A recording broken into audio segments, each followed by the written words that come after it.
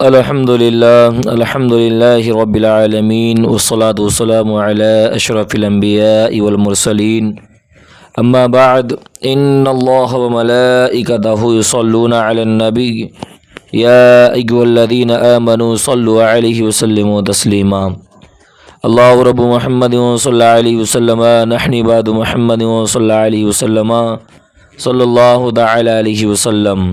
تو آج میں آپ سب کی خدمت میں قرآن کریم کی ایک بہت ہی مشہور و معروف صورت جسے آپ سبھی حضرات سورہ کافرون کے نام سے جانتے ہیں، آج میں اس کے فضائل قرآن و حدیث کی روشنی میں پیش کروں گا، اور ساتھ میں ہی سورہ کافرون کا ایک بہت ہی مقبول وظیفہ اگر آپ نے کر لیا انشاءاللہ ضرور اس کا فائدہ ہوگا۔ اور میں آپ کو بتا دوں یہ وظیفہ ان لوگوں کے لیے ہے جن کی شادی نہیں ہو رہی ہے۔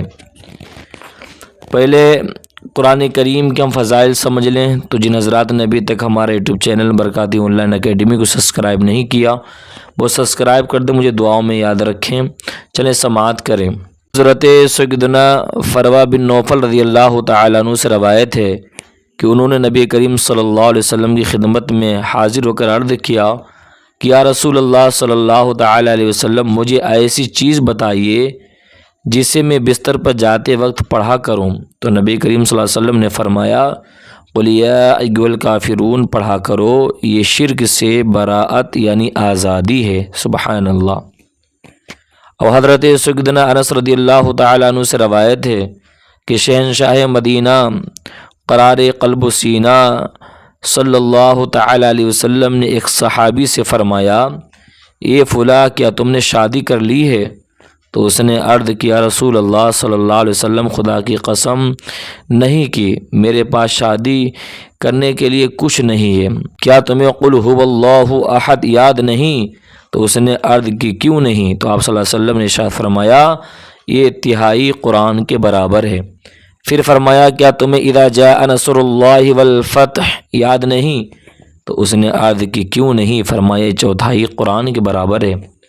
پھر دریافت فرمایا کیا تمہیں قل یا ایھا الکافرون یاد نہیں؟ تو اس نے عرض کی کیوں نہیں؟ فرمایا چوتھائی قرآن کے برابر ہے۔ پھر فرمایا کیا تجھے اذا زلزلت الارض زلزالها یاد نہیں؟ تو اس نے عرض کیوں نہیں؟ فرمایا یہ چوتھائی قرآن ہے۔ پھر فرمایا شادی کر لو، شادی کر لو، شادی کر لو۔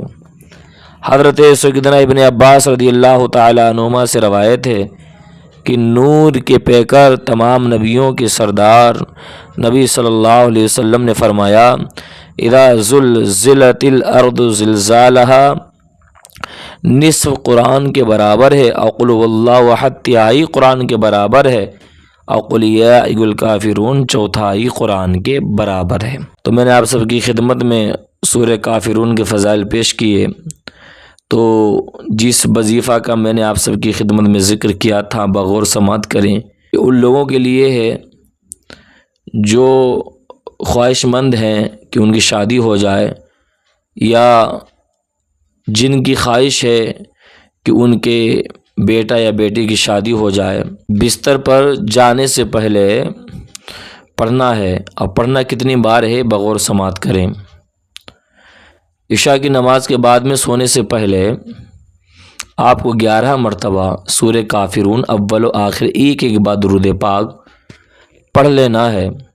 آپ روز پڑھتے رہیے انشاءاللہ قرآن کریم، اور بالخصوص سورہ کافرون کی برکت سے اللہ تبارک و تعالی آپ کو نیک صالح رشتہ عطا فرمائے گا، آپ کی جلد از جلد شادی ہو جائے گی۔ اللہ تعالی ہمیں آپ کو عمل کی توفیق عطا فرمائے۔ دیکھیے قرآن کا وظیفہ ہے اور قرآن کریم کی جو فضیلت ہے، اور بالخصوص سورہ کافرون کی جو میں نے آپ سب کی خدمت میں پیش کیا، تو ہمیں چاہیے کہ ہم عمل کریں، جو وظیفہ آپ کو بتایا گیا اسے پڑھیں اور لوگوں تو شیئر کریں۔ جن حضرات نے ہمارے YouTube channel Barkati online academy کو سبسکرائب نہیں کیا وہ سبسکرائب کر دیں، مجھے دعاؤں میں یاد رکھیں۔ السلام علیکم ورحمۃ اللہ وبرکاتہ۔